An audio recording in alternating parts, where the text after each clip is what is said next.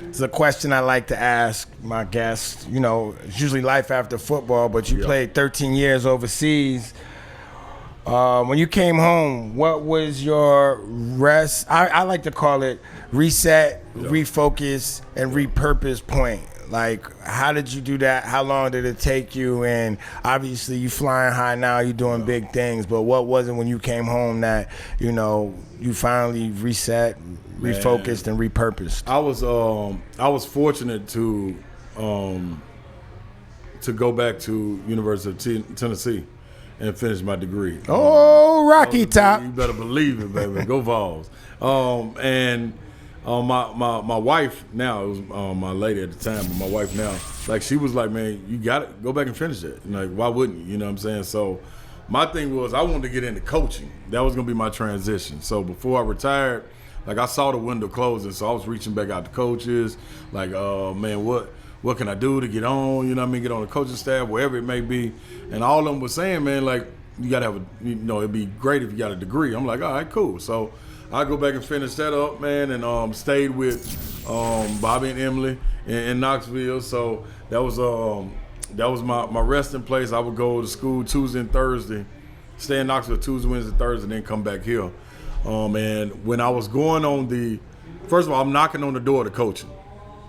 Nobody letting me in. So I'm getting frustrated with that. But that year in school allowed me to kind of network a little bit, and different doors open up. People understand that I'm back now, because a lot of people didn't know. I went on a media circuit for graduation, about how UT, lets former athletes go back and they pay for you to go back and finish your degree. So I did an interview on 99.1 up there on the Animal with Heather Harrington and Tyler, and it was supposed to be like 15 minutes. I ended up staying there for 45 minutes. I bet. Yeah. So when it was over, Bully, like, Heather hit me and was like, dog, you ever thought about doing some radio or something? I'm like, hell no, man. I'm trying to get into coaching. Like, I don't want to do none of that. You know what I'm saying? So went 2 or 3 more years doing the coaching. I was volunteering over at Innsworth, in the high school, doing some training, and COVID hit. When COVID hit, I started the podcast. The Boom Boom Room. That's you right, bring the Boom Boom Room back? I'm bringing it to Bullseye. That's what we're going to do. Okay. Y'all stay tuned, man. The Boom Boom Room coming soon. But started that, got some interviews out, put some in the tank, kept letting them go for about 1.5 years, 2 years, got that going, and then my brother Ramon was just retiring as well. Ramon Foster played offensive tackle for the Steelers, 11 years. Guard for the Steelers, 11 years. So he got on with 104.5 The Zone. So they had an opening where they needed to fill. So he was telling them, like, hey, man, y'all thought about trying Ron Slay out? And he told them, y'all think about trying my brother, Ron Slay out. They thinking we just saying as as endearment, because we black. Yeah. It's like, man, your brother out here, we're trying him out. So I tried it for about 5 months. I did it 5 months, and then, man, the feedback from the city. Yeah, Oh, man. You look, man. Like, for those who don't know, you find Ron Slay on 104.5 The Zone every weekday from 3 to 6. He does his thing. He's on SEC Network doing his thing during basketball season. Yeah, man, you do a great job, man. It's only going to get bigger, man. And, I will say, man, that transition was difficult, man. Like, I reached out to different people, and the podcast honestly gave me therapy, asking questions, because I had people on, like, we talked the other night with our homegirl Shamika. Shamika Holtzclaw. Oh yeah, you stunning on me the other night. But guess what? He just FaceTimed this Shamika Holtzclaw. I was like, damn. So asking her questions, like, what was your transition? I had John on there.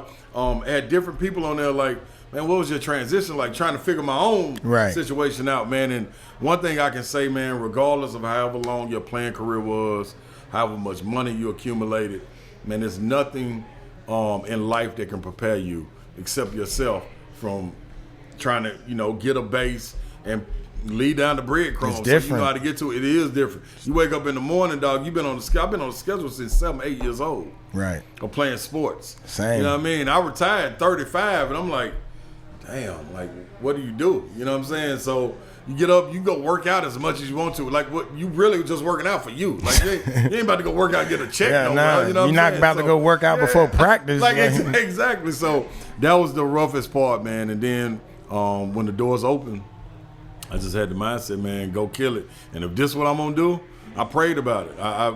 My wife was, me and my wife had a trucking company. Well, it was her trucking company, and I jumped in it to be able to, make some bread, bring some bread back home. And I remember I went down to Florida.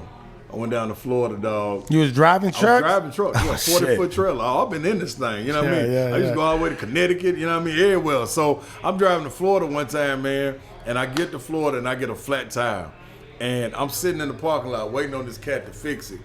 And, dude, I remember sitting back and I'm like, man, what the hell am I doing? Like, what is life? Yeah. Like, you know what I'm saying? I'm like, you gotta figure that shit out. Yeah, do it. So I gotta get my shit together. Listen, I got the video in my phone. I'm gonna find it and I'm gonna send it to you. I literally started crying. And I said, man, I gotta record this. And when I was recording, I was talking to myself really, but I was recording and so I started laughing. I was like, this is what was you crying like? No, it was almost. Oh, okay. But right. I started laughing. So this is what they mean. You gotta laugh to keep from crying. Right. So I just started laughing, but the tears were still going on. And when I turned the camera, I was like, I gotta do this. Ain't me. Right. This ain't me. So I made one more run to DC. You know what I mean? And my wife, she'll tell you the story. My wife was on the phone like, no, I was in Philly. She was like, you got to get to DC, pick that car up, man, and get it back home. I'm like, hey, man, I ain't no truck driver. And hung up. Like, that's when the mentality switched. That's when it swithed. The mentality switched. I promise, I was sitting in a parking lot. And I said, man, I ain't cuss. I was like, man, I ain't no damn truck driver, man. And put the phone down. I was like, man, what the fuck I'm up here doing, man? I've been trying to chase cars, go down to DC. I got to make it to DC in traffic. No, fuck this. That's when you got your swagger back. And right then, it was over. That's what's up. It was over. But, man, that was the transition to series. You got to have a good nucleus around you. People that's going to give you good information, give you opportunity, and not a handout, but just conversation.